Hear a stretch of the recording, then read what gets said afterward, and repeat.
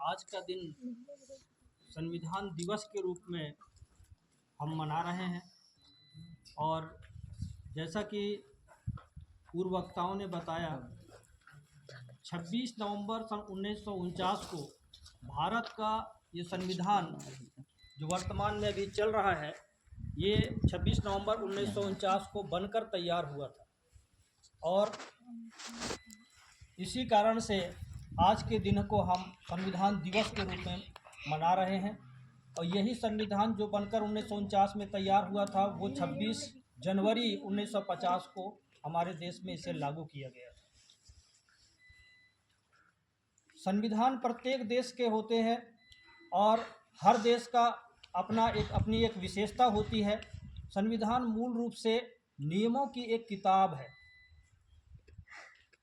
हमको हमारा देश कैसा आचरण करेगा, कैसे हम एक दूसरे के प्रति हमारे कर्तव्य क्या होंगे, हमारे राज्य और नागरिकों के बीच के अधिकार कर्तव्य कैसे सुनिश्चित होंगे, किन उद्देश्यों को लेकर के हमें देश को आगे बढ़ाना है, इसमें सबसे ज़्यादा महत्वपूर्ण भूमिका डॉक्टर बी.आर. अम्बेडकर जी ने दिया था, जो कि इस संविधान के प्रारूप समिति के अध्यक्ष थे। उन्होंने संपूर्ण संविधान की एक तरह से रचना की थी। और सबसे ज़्यादा महत्वपूर्ण ये है कि उन्होंने सबसे पिछड़ी जातियों को चुना। समाज के सभी वर्गों का समान विकास हो, ये उनकी अवधारणा थी।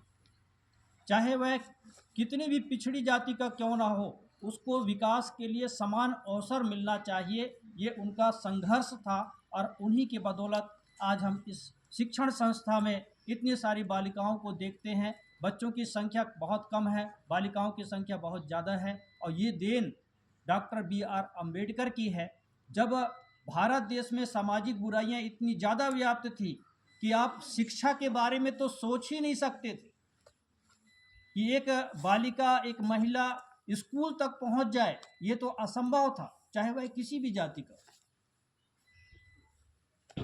भारत देश में सामाजिक जो बुराइयां थी, स्वतंत्रता से पहले बहुत विकराल स्थिति में थी। और इस कारण से समाज का समग्र विकास जो होना था, वो नहीं हो पाया।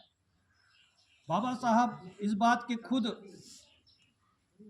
खुद ही बहुत बड़े साक्षी थे कि उनको पढ़ने के लिए विद्यालय के बाहर, दरवाजे में बाहर, खिड़कियों के बाहर सुन करके पढ़ने वाले बाबा साहब पूरे भारत के संविधान की रचना कर देते हैं। और सबको उनके नियम से आज पूरे देश को चलना पड़ रहा है।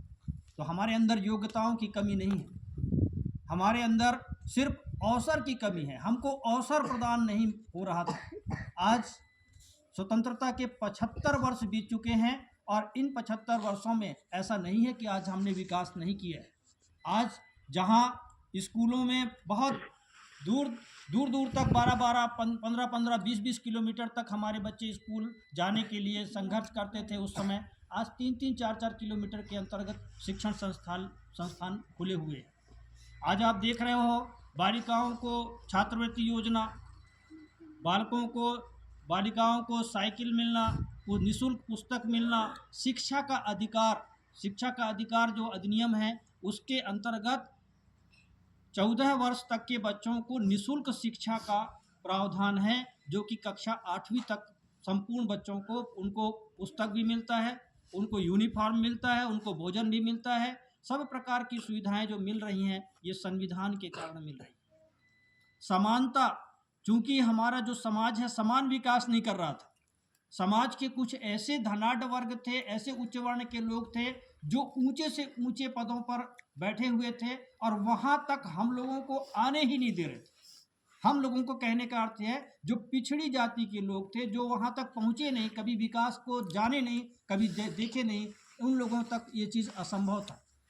बाबा साहब ने खुद संघर्ष किया था। उन्होंने देखा और देखने के बाद उन्होंने महसूस किया कि जब तक हम सत्ता में स्वयं जाकर के शासन नहीं करेंगे, तब तक हमारा विकास नहीं हो सकता। और उन्होंने आरक्षण लागू किया। सबसे पहले क्या लागू किया?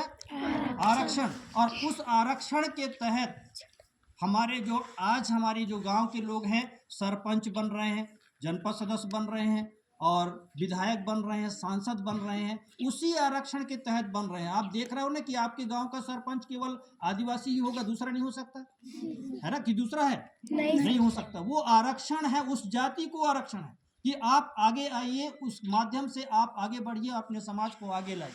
तो ऐसा सरपंच, जनपद सदस्य, जिला सदस्य और विधायक, सांसद सभी में आरक्षण है। और हमारा क्षेत्र चूंकि आदिवासी क्षेत्र है, इसलिए यहाँ पर आदिवासी बाहुल्य होने के कारण यहाँ सभी पदों पर आरक्षण एसटी का ही है। तो हमारे वर्ग के लोग राजनीतिक आरक्षण के माध्यम से आगे आए हैं। शिक्षा में आरक्षण के कारण, छात्रवृत्ति के कारण और बालिकाओं को विशेष प्रोत्साहन के कारण आज हमारी बालिकाएं ऊंचे से ऊंचे पदों पर जा रही हैं, बड़े बड़े पदों पर, कलेक्टर, डिप्टी कलेक्टर, जिला सीओ, एसपी, डीएसपी, ये सब हमारी बालिकाएं बढ़ रही हैं। हमारे लड़के तो विकास कर ही रहे हैं। तो ये सामाजिक विकास यदि आया है तो ये हमारे संविधान की देन है। अब कहते हैं कि सबको तो सब कुछ कहीं ना कहीं से मिला होगा। हमारे बहुत सारे देवी देवता हैं जिनके हम बहुत सम्मान करते हैं, बहुत आदर करते हैं। लेकिन अगर इस समाज ने एक छोटे से वर्ग को, जो कि जंगलों में या किसानों में किसानी करके अपना जीवन यापन करते थे, उनको उन्हीं सारे देवताओं की पूजा आराधना करने के बाद भी वो आज तक शुद्ध नहीं हो पाए। हो गए, बताओ भाई।